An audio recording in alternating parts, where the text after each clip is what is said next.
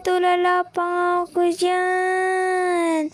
Naghuhugas na nga pala po ng pinggan. Kasi po, mga tamad po sila. Kaya ako na naghugas ng pinggan.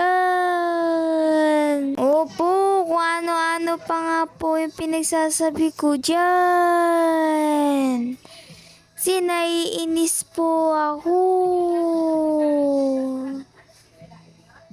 Naguguluhan po ako. Kasi ang hirap po gayahin ng boses ni Erica nyo. Nadadaldalan po ako dyan ng nanay ko. Naguhugas po ako ng pinggan. Kasi hindi po ako yung tagahugas ngayon. Pero nasipagan po ako. Kasi sabi ng mama ko, maghugas daw po ako ng pinggan. Ang anak ng CEO, naghugas po ng pinggan. Opo, mag-iimasa na nga po ko sana. Naghugas pa po ako ng pinggan.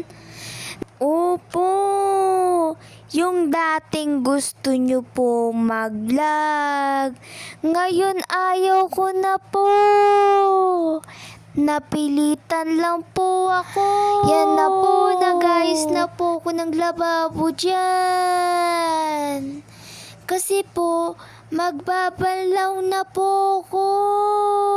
Yan. Tapos ko na nga pala ayusin yung lababo dyan. Inayos ko na po pala yung mga pinggan. Sinalansan ko na nga po pala. Napagalitan pa nga po ko dyan ng mama ko. Kasi ayusin ko daw po ang pagsalansan ng pinggan.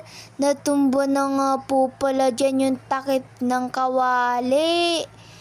Baka po mapagsakan po yung ulo ko. Ala! Natumba na nga po pala siya. Di ka na po pala mabaksak yung tasa dyan. Naku po! Malilintian na naman tayo sa nanay natin. Ang gulo-gulo ko daw